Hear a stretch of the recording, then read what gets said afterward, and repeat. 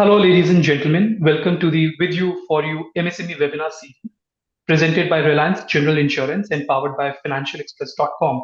As we celebrate this year's MSME Day dedicated to what is considered as India's economic backbone, the MSME sector.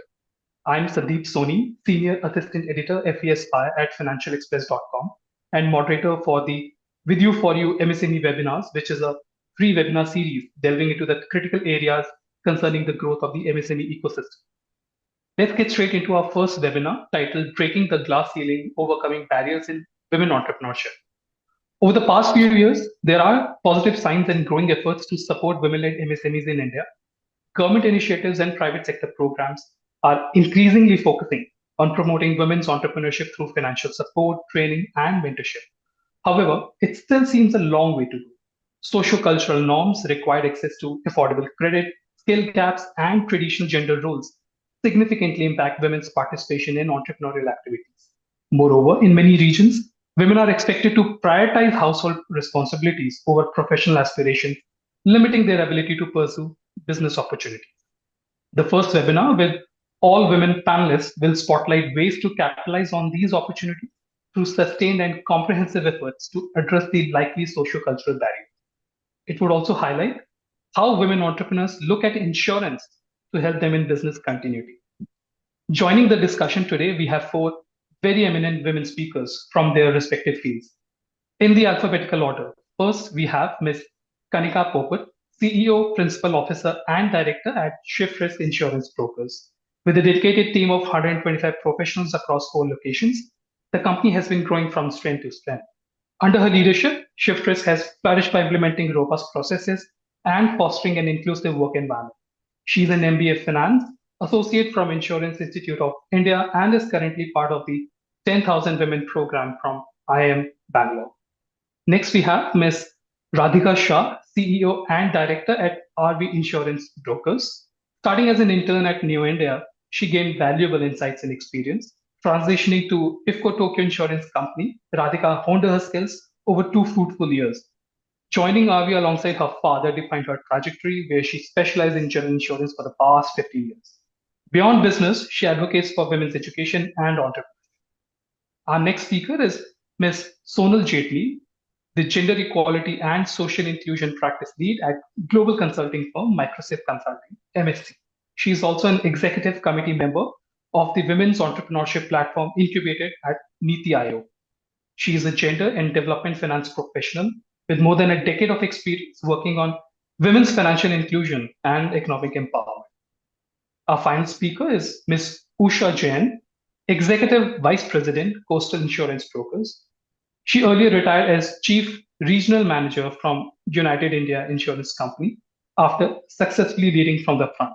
Ms. Jain has handled property, projects, and employee benefit portfolio of PSU and large corporates in the private sector. Thanks for taking time out, Ms. Jain, Ms. Jaitley, Ms. Shah, Ms. Popat. Good morning. Ms. Jaitley, I'll come to you first.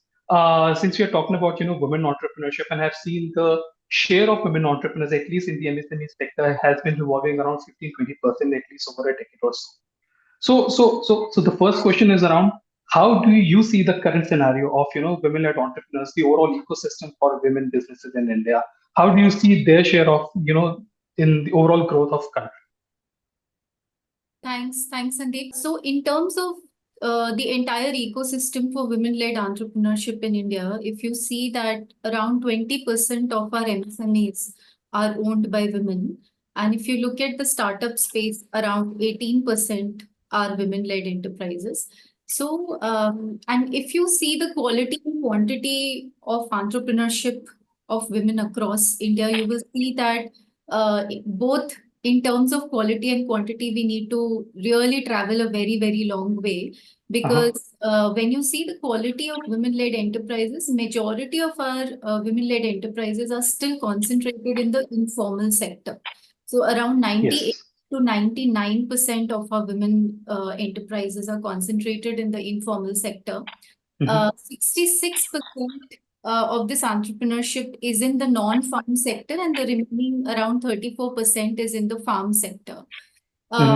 Also, if you see in terms of sectors, majority of our women-led enterprises are concentrated in a very few sectors. They're not evenly spread. So they're Hmm. concentrated in sectors mostly close to manufacturing. So, for example, textiles, you'll find a lot of women wearing apparel, Hmm. tobacco products, food processing, and also increasingly lot of trade, retail trade and services. Hmm. So they're not evenly spread, and that also means that they're not really present in very high growth sectors, which are, as per the economy, higher profit making sectors. They're still concentrated in very capital, labor intensive sectors. We're not necessarily that profit making in terms of economic growth. And also, if you see the overall MSME sector, majority of women-led enterprises are own account enterprises, also according to the PLFS survey that was released Correct. recently, Hmm. which means that they are single person enterprises. So, of course, economic activity amongst women has increased. Self-employment Hmm. has increased amongst women in the last 5 to 6 years. However, the quality of their enterprises needs to improve a lot for us to reach the pace of economic growth that we're aiming at. Okay. Quality of enterprise you talked about.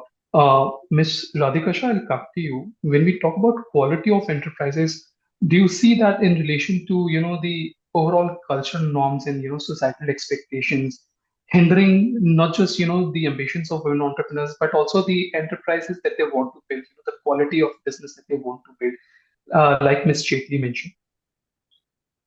So I would say that I have a little difference of opinion in this now.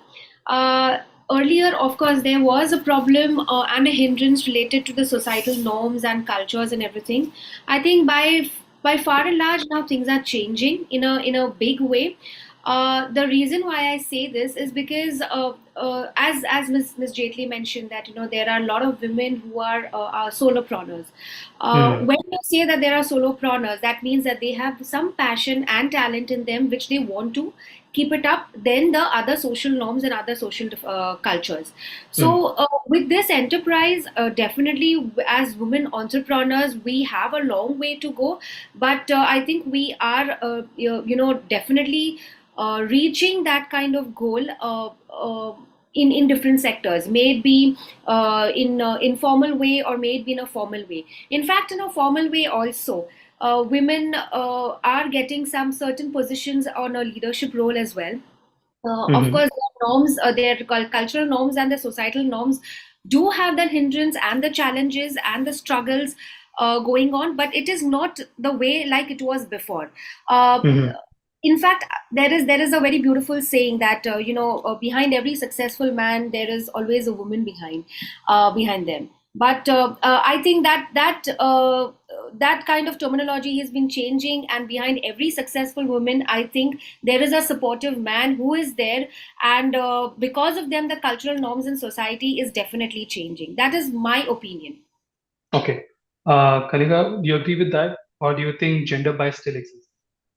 Gender bias, I think, definitely exists, and Okay. we are still working on it. But we are very few of us right now in this space who are probably representing companies as CEOs or at those leadership positions. It is still, if we look at the proportion, I think in insurance, it would be hardly 5 to 10% of women who are at leadership positions. I see. The Okay. narrative really needs to change, not only in insurance, but in other areas as well. As you will see, women entrepreneurs always find it difficult to raise funds because there are a lot of Yes. biases which are attached to that because of our role of being a primary caregiver with someone. Hmm. It is, we have to sort of balance it out. And Mm-hmm. so when we talk, we shouldn't be talking about equality now. I think it's more about, talking about equity, how we can sort of bring about the right, correct outcomes with probably different set of resources. So the Okay. quality definitely needs to improve. We have to create enterprises where we can, create employment, have more inclusive policies as far as women employees are concerned. Okay. Ms. Chan, would you second that thought? Do you agree with that? And if so, can you share some examples, some anecdotes? Yeah, thank you so much, Sandeep, for having me. And Thank I definitely share Kanika's thought on this because I've you. been in the insurance industry and been interacting with MSMEs, corporates, and Uh-huh. also having a PSU background. I've been looking into the rural empowerment schemes, which we were definitely given as targets.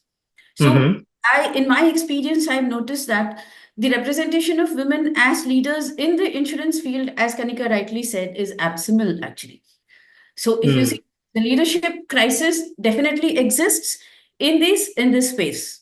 And I completely agree with Kanika that we need to be seriously talking about gender equity. We need to be having inclusive boardrooms while extending, thinking about the gender specific problems that are there in extending finances, and also Mm-hmm. thinking about the collaterals. How are we going to work on the collaterals? How differently can we think about the financial instruments that we can put across to the women? And how can we bring them into this leadership space by making the mentorship more relevant to them, by bringing Correct. more examples of case studies where women have been very successful, starting from a very small beginning to the Mm-hmm. classic cases of the Lijjat Papad. You see the Lijjat Papad Yeah. starting with Mm-hmm. 7 women who were Mm. absolutely, it was an extension of their kitchen. And Mm. see, for me, more than a man being behind a woman, I think the Mm. success for a woman is that she has to be behind herself. And Very she interesting. has to be the best person who's behind herself to, drive the engine for growth.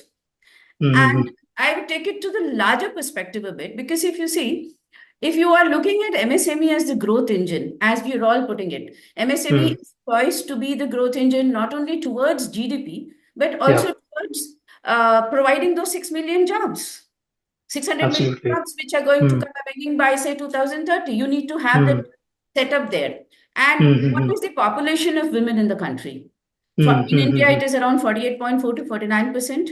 Globally, Mm. it is, say, 50%. Out of this Mm-hmm. population in India, hardly 17% contributes to the GDP. So we Mm-hmm. have a huge gap by way of empowerment of Okay. women. So if Mm-hmm. this gap, as Kanika rightly says, needs to be addressed, if gender Mm-hmm. equity and inclusion are really working, we would not be Mm. looking at this gap. Can you share some examples? Let's say you have been somewhere in some situation where you felt this, bias probably existing in the society. Maybe you have reached out to a bank and raising credit. Probably that's a different that you notice. Some examples, some real life anecdotes. I can share a real life example wherein, like, when we were doing these MSME products for all these small loans which are being extended by banks, the Shakti loan and Mm-hmm. Uh-huh. like I remember that I had personally, made it a part of the CSR program of certain corporates to fund the insurances, Okay. to put the insurances and also make them a part of the mentoring team. So Uh-huh. women wanted to explore areas of production. The Mm. like, for example, it is okay when it's an extension of, say, a photocopy center, or they're trying to get into the packaging industry, the garment industry. So there, till the time it is okay. The moment the bank looks at a proposal wherein, say, women, I saw this live example of a woman wanting to put a lathe machine. Okay. See, and the kind of expression on the banker's face, the collaterals that she found it difficult to get, and because she was Mm. an ITI graduate. She had a diploma Mm. in ITI, and she had done her apprenticeship in SAIL, Bhilai Steel Plant. And she was a Mm. confident young girl who wanted to do that. But Mm. she did face a lot of gender bias, and there was a lot of backroom sniggering. But then we all got together and ensured that it happened, and it is a successful project in a very small way. So it does Mm-hmm. happen. We Mm. find it very difficult to put women out of the traditional spots or slots that we have allocated to them. The bias does Mm-hmm. exist. And Mm-hmm. more than the society, it is the fear of failure and the lack of confidence in the capabilities that is built into the women's ecosystem. That is built into her psyche. We need to get out of this psychological trap also. So Mm. it's not about only extending loans. It's about scaling up her business skills. It is about providing her the right environment, mentorship, collaborative networks, and also, the procurement network. So Correct. it's not simple. It's not very simple. We need to have all those things in place. See, if you look at countries which have been successful, for Hmm. example, we take now the example of Ethiopia, Okay. where most of these centers, MSc units are flourishing. So what is Ethiopia doing? Ethiopia is giving a plug-in facility. There is a huge shed. Like, you come in with Hmm. your abilities. You know how to manufacture, say, you know how to embroider. So Hmm. you have a space wherein you plug in, you do your work, and there is a procurement chain which is ready. And Hmm. you do that part and you go and you are an entrepreneur registered. So the Hmm. balance is taken care of. So you I have see. huge facilities wherein Resources. factory sheds provide plug-in facilities. So Hmm. Hmm. your other, like, your clearances, your electricity, and your office space, lease, rentals. It's like, in IT, how you share a workspace. Similarly, in manufacturing also, they have created these huge factory sheds. Hmm. So we Hmm. need Hmm. to Hmm. maybe look into countries which are successful and doing this better than us. What is it Okay. that they are doing which we are not doing? Okay, so Ms. Jayatri, I'll come back to you. So Ms. Jan talked about resources, I think very critically resources, and also what she said is fear of failure, lack of confidence. Can you elaborate on this fear of failure, lack of confidence? Where does this come from? Is it because of the same old patriarchal society? I mean, how these things have shaped up over the years? If we talk about improvement and enhancement. Yeah, thanks, Sandeep. And Usha ji put it so well, actually. There is a lot of fear of failure and lack of confidence. So there is a huge gender gap in terms of confidence amongst young girls. So, and that is a part and parcel and a product and a manifestation of how we are shaped as a society. A very, Hmm. highly patriarchal society where girls are still conditioned to be the primary caregivers, to get married and have a family, and men are Hmm. conditioned to be the primary bread earners. So as long as you Hmm. keep dividing those roles between the genders and not Hmm. having an equal sort of equal sharing of household responsibilities between both the gender, and it starts Hmm. really Hmm. from Hmm. Hmm. the household level. So unless and until you have family support systems and families that say that both women and men, can take up whatever roles they choose to take up, unless it's about choice, Hmm. Hmm. Hmm. really cannot change this. And there is a lot of confidence gap that needs to be bridged. And it, of course, can be seen in the kind of enterprises women take up. And it is a lot of social conditioning because you also have to see at the entire perspective of the care economy, because you do not have enough care infrastructure to support young parents, to support families who have caregiving responsibilities. It's Absolutely. not easy for women to take up entrepreneurial decisions wherein they're required to invest time. Time is the basic, Time. the most important currency we all have. If you Hmm. are Hmm. Hmm. time poor, then it affects everything else that you try to take up. So if Hmm. you Hmm. Hmm. take up an enterprise, and being a primary caregiver in the family, you have to invest 7 to 8 hours or at least 5 hours of your time in unpaid caregiving. You cannot invest the same amount of time in your enterprise to make it profit Hmm. make like men can do. So, and of course, it's not just time, it is everything else that compounds against you to put you in a secondary position vis-a-vis others who can take up Absolutely. an No, enterprise. no, So, you said unpaid, but I think that's the most critical part, of a woman's life. I mean, it still remains unpaid, but I think I was looking at some reports which have calculated how much, that would probably amount to when if we talk about, paying for that particular, time that women invest in that. Mishra, so I'll come back to you.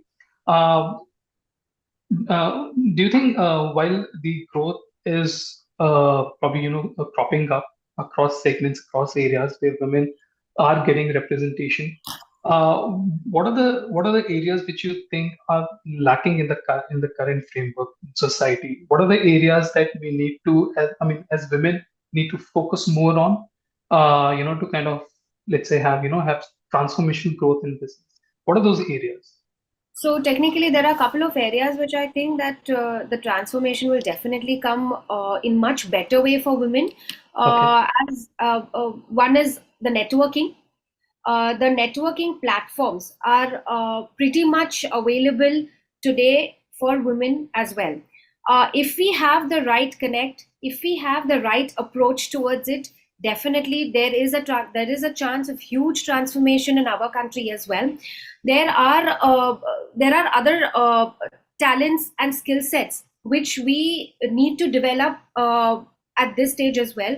There are a lot of government policies which have been introduced by our government related to women, something called as Seekho or Kamau. There are a lot of other Hmm. government policies which are there in the market available for women. So there are different kinds of platforms, say as a private institution level or maybe at a government level, where the transformation for women as a whole can come into the picture.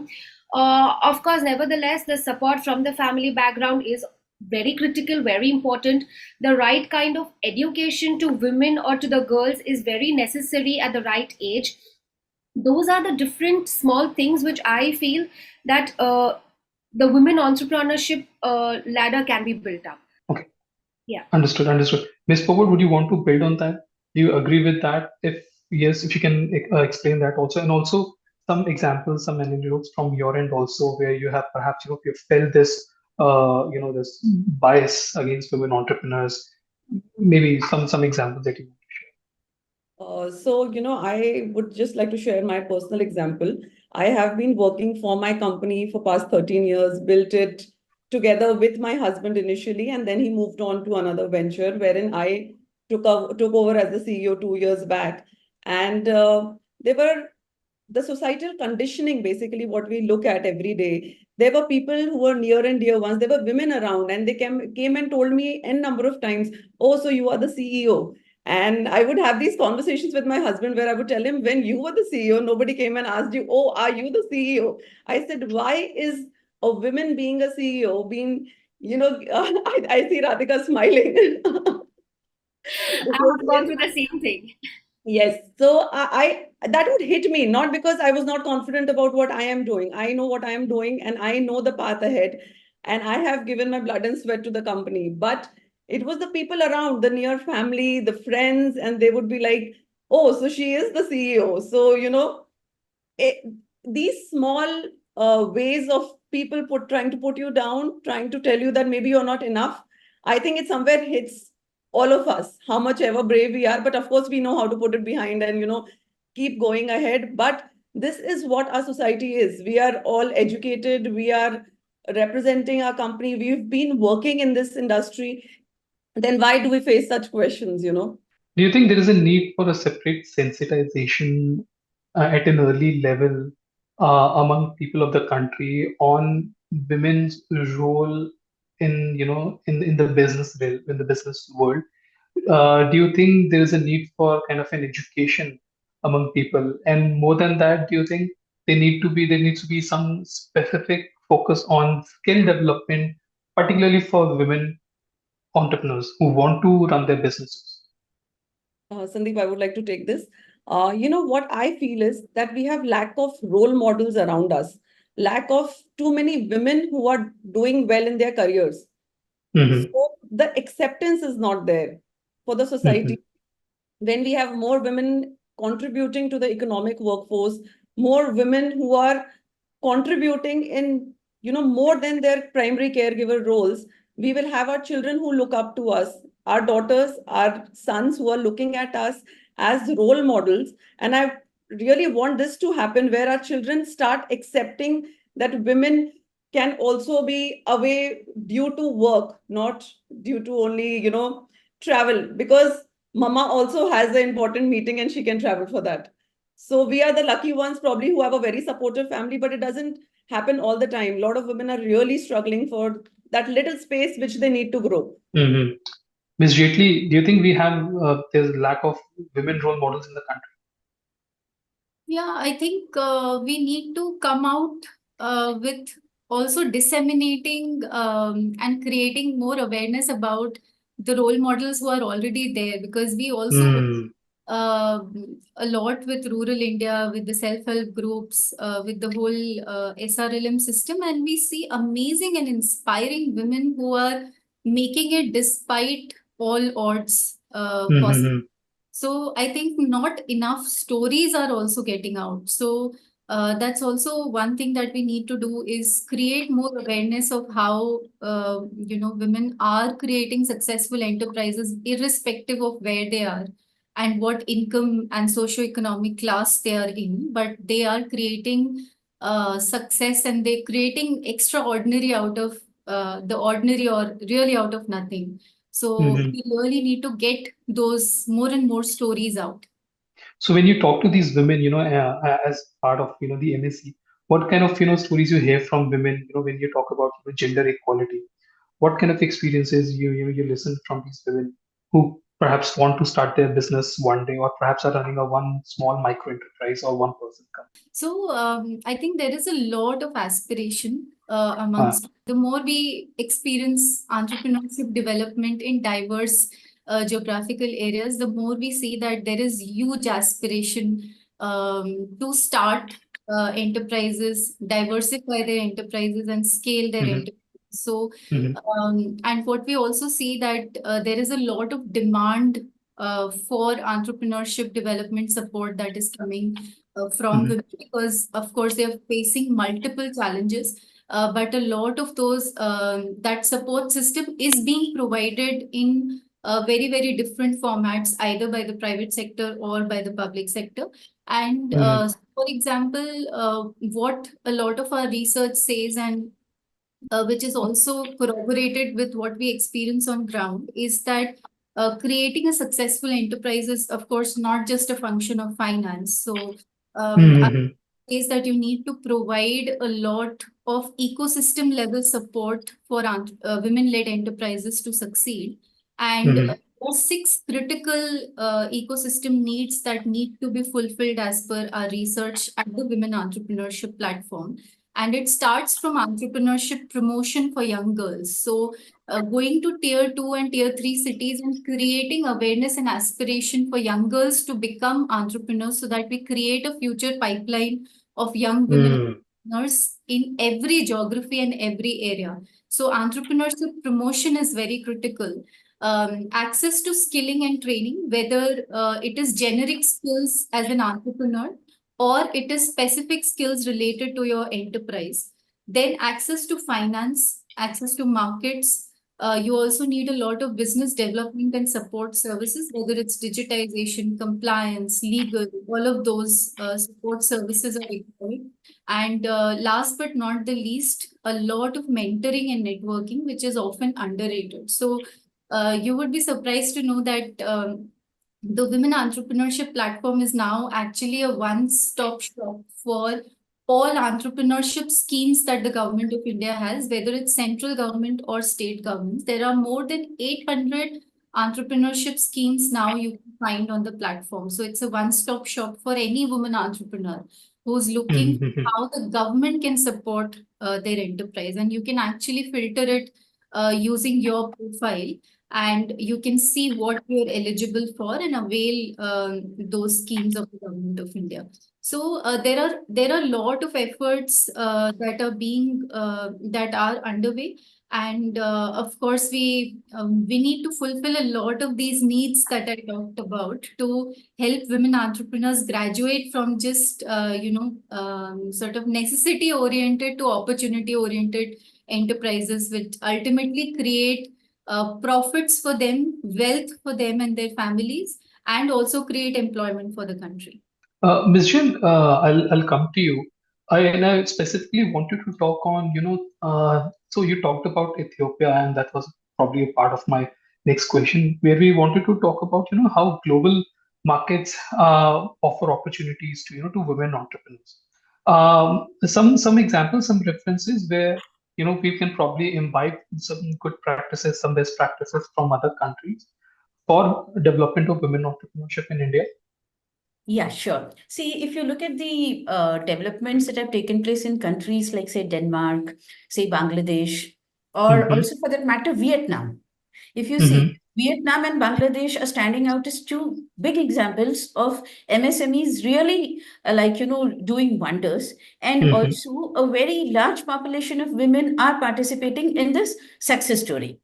So Mm-hmm. how did this happen there? And what did they do right is other questions that we need to ask. So one thing which my research and my interaction across platforms brings to me is that instead of doing a lot of classroom and training, the Mm-hmm. training to women have been on site. Like how, for example, Sonal said that, we equip them, we catch them young, we actually show them the stories of success and bring in this aspiration for doing business, not out of necessity, but out of an opportunity to be empowered, but looking at as an Correct.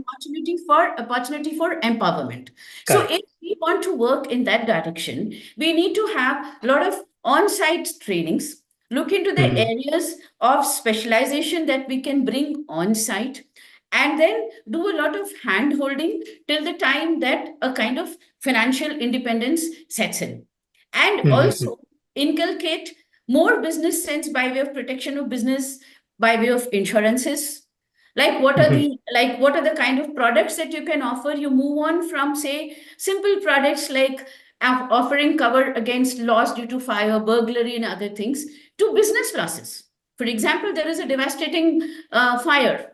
You've not only lost Mm-hmm. your capital, but you've lost the 10 to 20 lakhs of revenue which you would have earned out of that business. So we Mm-hmm. have to look into all these factors which are being stitched into an MSME enterprise in the global platform. If you see the Understood. global platform, and we also need to understand what are the free trade agreements that we have. Are we Mm-hmm. communicating these agreements that we have with various countries across the spectrum of MSMEs? Can we Mm-hmm. bring that also as a part of the documentation wherein we give Yeah. that service to the MSME women entrepreneurs, that you look at Mm-hmm. these areas? Here is where your free trade lies, here is where opportunity lies.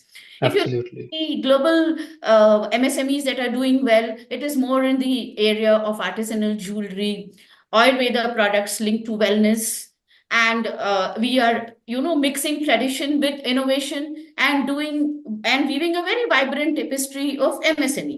These are pockets Yeah. of excellence, and these pockets of excellence, how they have done well, and whether we can replicate them. Replicate by Mm-hmm. first building on the existing skills, training, and then looking at the facilities that have been provided elsewhere. Can we Yeah. also bring it to our country? So what others did right also, can we look at it? And what is good for Mm-hmm. our climate? Right? What is Yeah. good Yeah. for our environment, and what is good based on the educational skills, and how can we scale it up? Absolutely. Mishra, so Ms. Jain already touched upon insurance, which was my next question. Insurance penetration, when we talk about MSME, is anyway, I would say, abysmally low. Within that, how do you see the insurance adoption among women-led enterprise, women-led MSMEs, and in both urban and rural areas? What can be done, by insurance brokers and insurance companies to address this, perhaps, low awareness and low penetration? The first and foremost thing, I feel that the education related to insurance and the awareness related to insurance is very minimal. I'm Hmm. sure Kanika and Ms. Jain would agree on this matter. That it's not only about women; it's also about it's generic. The overall Hmm. insurance perspective as a product, as a service, it is being taken as not a necessary investment, but I would say that insurance as a whole is a necessity, and should be mandatory in certain areas, even for women Hmm. entrepreneurs. Because of the lack of education and awareness, they really have a very limitation understanding related to their own personal insurances, which they should also have a look at it, because there are various coverages in the market. There are a lot of women centric products which are there in the market from the insurers end as well, related to business insurances also. There have been a kind of a hit back, saying that insurance is not required when it comes to business or when it comes to your own self. So a Hmm. very nice example is during COVID, everybody was scared, and people have taken health insurances left, right, and center. After the COVID, there has been a decline again in the health insurance product, because they feel, we are quite sustained, and nothing is going to happen to us. When it comes to women entrepreneurs, that kind of inculcation, that kind of mindset has been deployed to them as well. So I think the lack of education and awareness is one of the biggest challenge here. And I think if we can definitely convey this kind of a promotion or a message, or come out with different kind of products which are related to women, women centric, related to their business, I think we can definitely do wonders. Okay, so Kanika, so Mish, like she pointed out, education and awareness is one aspect. But do you think we can have customized solutions, insurance solutions for women entrepreneurs to help them in business continuity, employee production, and support during crisis? Or, I mean, what could be specific solutions for women entrepreneurs? So, well, I think specific solutions for women entrepreneurs wouldn't really work or aren't required, because they have to coexist in a market where there are male entrepreneurs and women entrepreneurs. You are Hmm. in the same market competing for the same product. So the risk protection which you would need as a woman entrepreneur is going to be same as what a male counterpart would need. So I think specific solutions wouldn't help, but what we can do is Okay. probably simplify the Hmm. insurance jargons, have trainings for women, because women in India, have not been included in financial decision making. So at a very Hmm. fundamental level, women in households are not they are not a part of financial decision making process, wherein that's Hmm. why they lack the confidence probably to take the financial decisions and also choose the right insurance for them, because they are not Hmm. confident, because their brothers or their fathers or husbands are taking those financial decisions, and they do not have the confidence that I can make the right decision when it comes to insurance. So what we can do is probably have trainings, simplify insurance for them, but I think the solutions would more or less remain the same. Okay. So, Ms. Jain, how do this challenge around education and awareness among women entrepreneurs, especially in semi-urban and rural areas? See, as far as the challenges are concerned, as rightly pointed out by Kanika, we need to have awareness scaled up. Basically, if you Hmm. can get into the semi-urban and rural areas, and the best way to do this insurance penetration is choose one among them. Like I would say that a model which can be emulated is, say you have a health worker there in the in the rural area.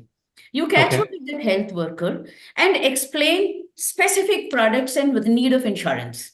You visit that particular area with that health worker, Hmm. have a common meeting in that panchayat or the block at block district about the insurance benefits that the insurance can provide to the MSME, do Hmm. the handholding, and explain it to them in their local language. All Can you give one example? like I can give you one example. You have these beautiful small MSME package policies, right? Uh-huh. Right, they're very small, specifically tailor-made, say 20 lakhs, 30 lakhs, the Hmm. maximum 1 crore is the sum insured. And these are Hmm. packages wherein your Hmm. property, to your burglary, to your equipments, to your personal accident, to everything is Hmm. covered there, including interruption and liability. So these are 6, 7 sections, which to somebody who's just become the entrepreneur for the first time, insurance, as rightly pointed out, women hardly take these financial decisions. So for them to understand that insurance covers that protection gap. What is the Hmm. basic for insurance is protection of your financial investment. So once that message is given, and it can be driven successfully by using these agencies. Actually, you have a bank correspondent, you have a, in the local terminology, if I use mitanin, these health workers who are Okay. reasonably well educated. And you also have, the government also introduces a lot of outsourced agencies which go to the bank and deliver medicines, healthcare medicines. So we have to use this network, because there Hmm. is one more constraint that the insurers, brokers, and everyone faces, that is the premium and the cost. The cost to the insurance company to do this program, and the cost to the channels to do this program, because we are looking at small premiums, very small premiums coming out of rural and semi-urban areas. So in order to garner this small premium, you need to use that same network, train the same set of people. So if you look at these choice centers which were opened by Government of India, the choice centers also have insurance as one of the subject. They do these small healthcare policies, MSME products also.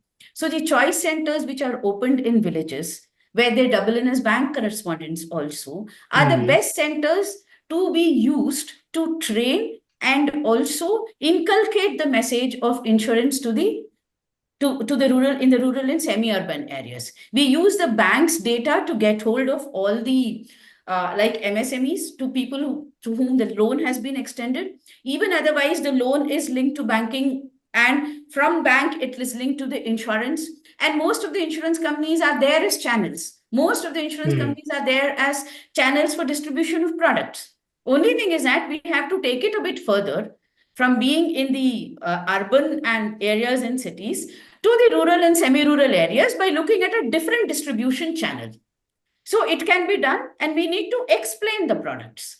And we have to move more from, using it as an instrument of fear, wherein you feel that in the event of a claim, it helps me, to an instrument of protection. Like it is going to protect my business. That is a basic, that is a basic function of insurance, to protect, to provide financial security.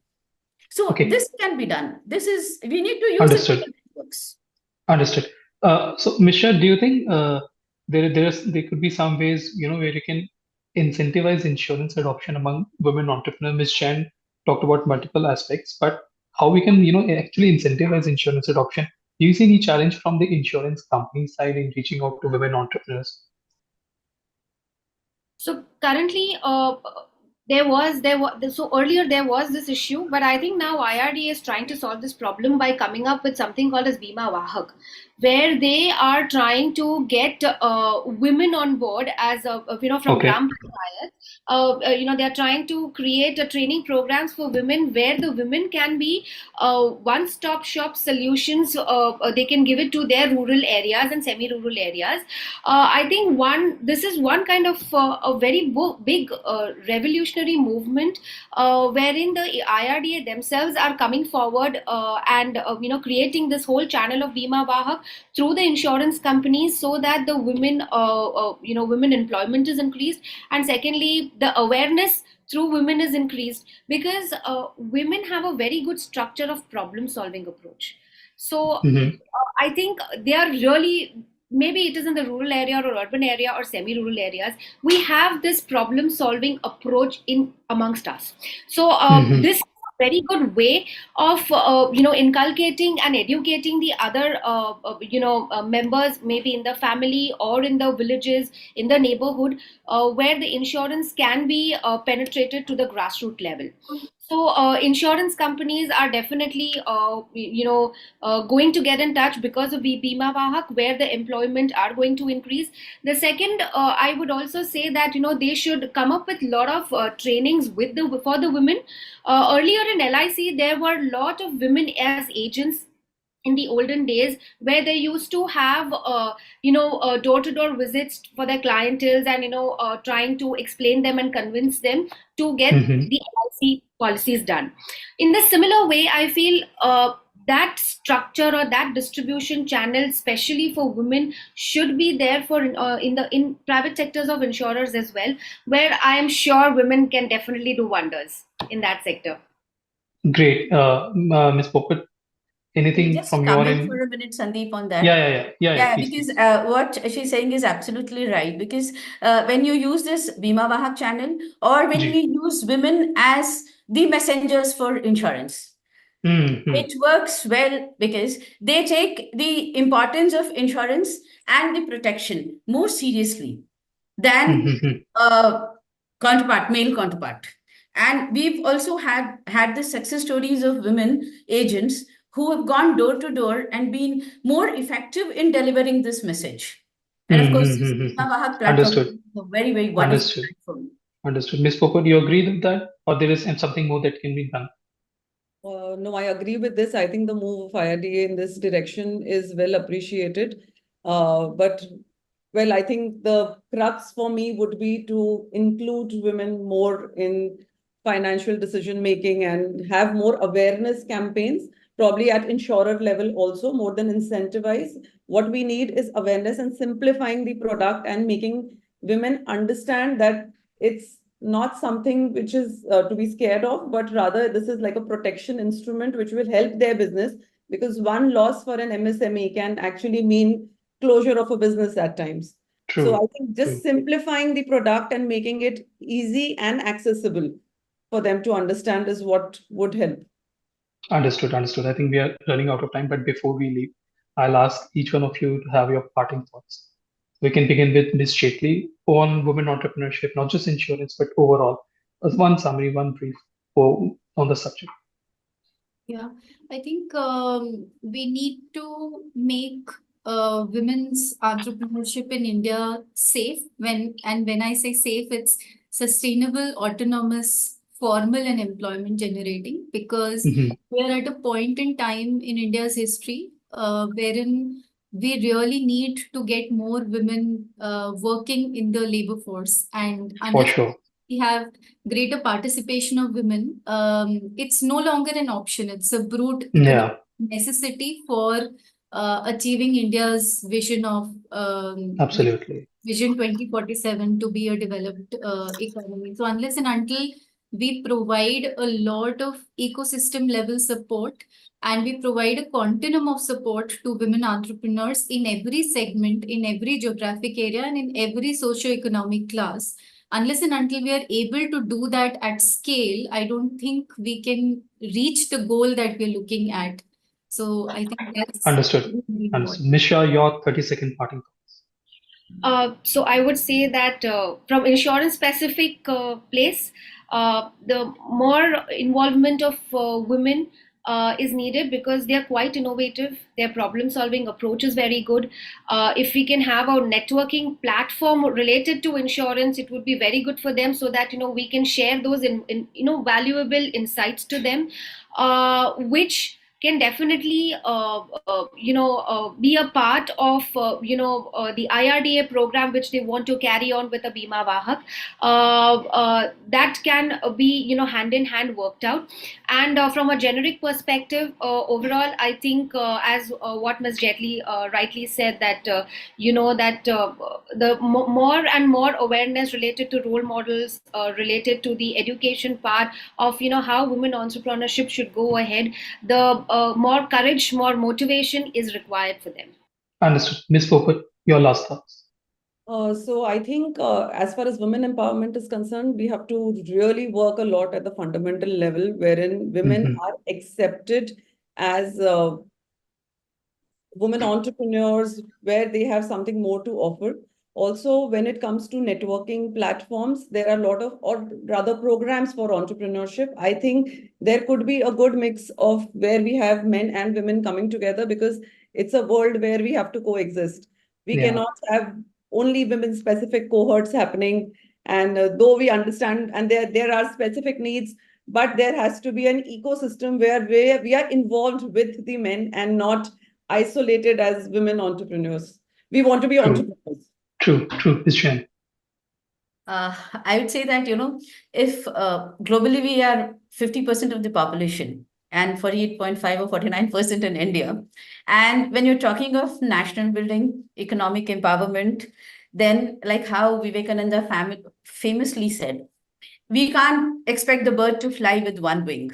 We know we need both the wings. So we need to have this inclusive space. We need to have this empowerment taking off, and we need to work at all levels: education, skill, mentoring, sharing the success stories, and bringing the spirit inside the young girls that we need to be taught to ignore the limits that have been put in their thought process. The spirit has to be freed, and then you provide education. Everything happens simultaneously. So the bird can fly when both the wings are there. So it is absolutely essential that we work with that kind of a spirit and idea in mind, that we need both man and women together, coming together, inclusive societies, inclusive boardrooms, inclusive workspaces, inclusive MSME sheds where men and women are working together. Why only think about WSMEs? We should be having MWSMEs, right? Thank you. Great. Indeed. I think MW, MSMEs, I think I leave my audience with that thought. Great. I think that was a lovely interaction with a lot of insights around scaling women entrepreneurship in India and the role insurance plays in uplifting the MSME business led by women in the country. So thank you, love. Thank you once again, Ms. Jaitley, Ms. Popat, Ms. Chen, Ms. Shah, for your thoughts. I'm sure our audience will also derive some knowledge and understanding on the subject. Thanks to our lovely audience also for tuning into the conversation. Goodbye. Thank you. Thank you. Thank you. Thank you so much.